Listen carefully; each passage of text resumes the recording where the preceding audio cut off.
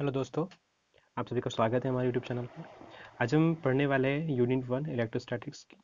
इसका chapter 1 electric charge and electric field, class 12th। ये जो कटिंग दिख रही है आपको, ये नवबोध बुक की है, 12th फिजिक्स एमपी बोर्ड। तो चलिए चैप्टर शुरू करते हैं। सबसे पहले हम सिलेबस देख सकते हैं और हम इंट्रोडक्शन से शुरू करते हैं। जैसे कि लिखा हुआ है, it is a matter of a simple experience when we comb or dry hair with a plastic or rubber comb, it gets a property of attracting small paper pieces। मतलब कि एक आपने छोटा सा एक्सपीरियंस कभी किया होगा कि जैसे कि जो कंघी होती है अपनी कॉम, उसको यदि हम सूखे बाल पे ऐसा रगड़ते हैं, कोई भी उससे कोई प्लास्टिक या फिर कोई भी रबर की कॉम हो सकती है, तो क्या होता है जब हम उसको रगड़ते हैं अपने बालों के ऊपर ऐसा रब करते हैं, तो उसके बाद एक उसमें प्रॉपर्टी आ जाती है। और वो प्रॉपर्टी क्या की होती है? Attracting small paper pieces. और यदि हम उसको पेपर के छोटे छोटे पीस कर ले और उसके पास यदि हम ले जाते हैं, तो वो जो पेपर का पीस होता है वो कॉम में चिपक जाता है। तो ये एक प्रकार की प्रॉपर्टी है, to attract the small paper pieces. फिर क्या होता है कि this attraction is a different from the attraction due to gravitational field. लेकिन ये जो अट्रैक्शन होता है, देखिए आपने ग्रेविटेशनल फील्ड का अट्रैक्शन, ग्रेविटेशनल फोर्स जो होता है वो पढ़ा होगा।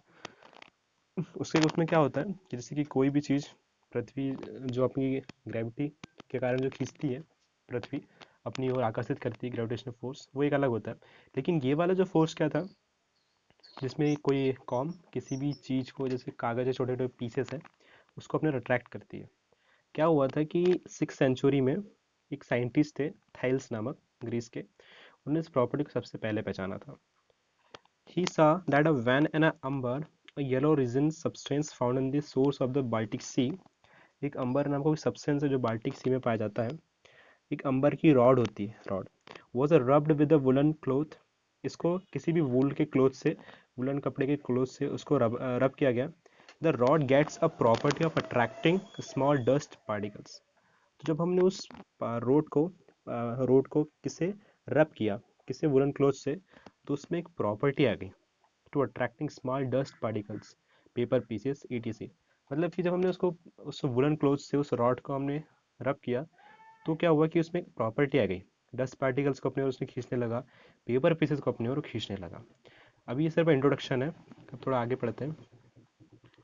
आगे लिखा है, no one to care of his discovery for about 2000 years. इस डिस्कवरी को किसी ने भी ध्यान में नहीं लिया, लगभग 2000 सालों तक ये ऐसी रही। लेटर ऑन, इसके बाद 16th सेंचुरी में एडी विलियम गिलबर्ट, जो का उन्होंने क्या हुआ कि बहुत सारी चीज़ें ऐसी खोजी जो दूसरों से, ऐसी बहुत सारी चीज़ें उन्होंने खोजी जो आपस में दूसरी चीज़ों को अपने अट्रैक्ट करती थी। The many things which were able to attract so many things towards themselves, एक दूसरे को आकर्षित करती थी। ऐसे उन्होंने बहुत सारी चीज़ों की खोज की, एडी विलियम गिलबर्ट ने। इनका नाम याद रखिएगा, एडी विलियम गिलबर्ट।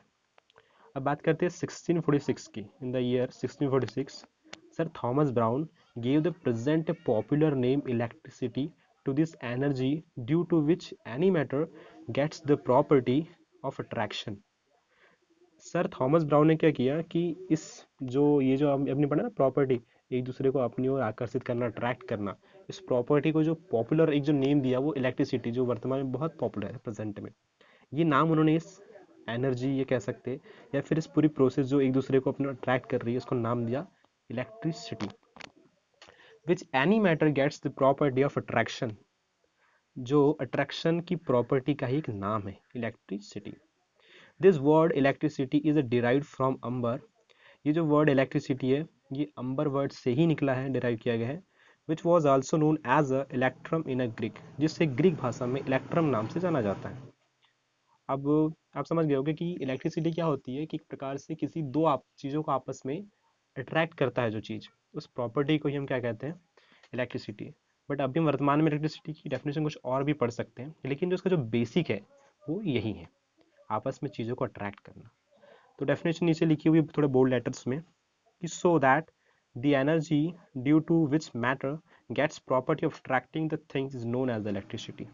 अर्थात पदार्थों में एक ऐसी एनर्जी, जिस ऐसी एनर्जी जो किसी चीज़ को अपनी ओर अट्रैक्ट करती है, एक ऐसी प्रॉपर्टी आ जाती है जो किसी को अपनी ओर अट्रैक्ट करती है, इसे हम इलेक्ट्रिसिटी कहते हैं।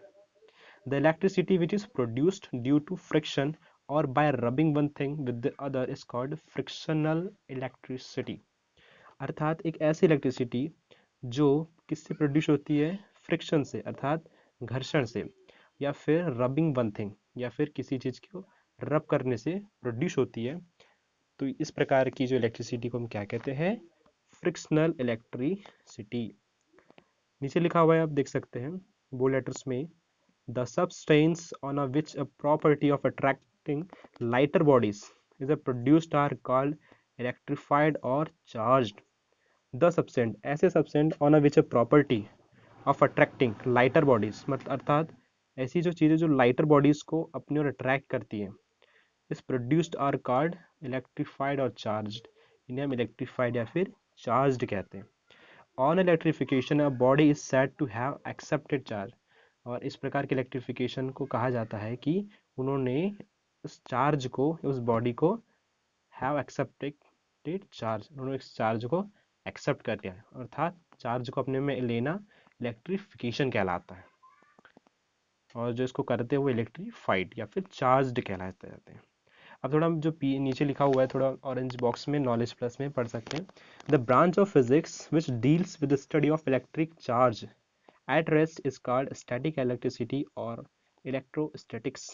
फिजिक्स की एक ऐसी ब्रांच जो किससे डील करती है? The study of electric charge से, जो इलेक्ट्रिक चार्ज के बारे में हमें बताती है, उससे डील करती है। फिजिक्स की एक ऐसी ब्रांच जो इलेक्ट्रिक चार्ज से डील करती है, उसके बारे में हमें बताती है। इसे हम स्टैटिक इलेक्ट्रिसिटी या फिर इलेक्ट्रोस्टैटिक्स कहते हैं। तो आज के इस पार्ट में इतना ही, हम नेक्स्ट पार्ट में इसके आगे का पढ़ेंगे। तब तक के लिए थैंक यू और पढ़ते रहिए।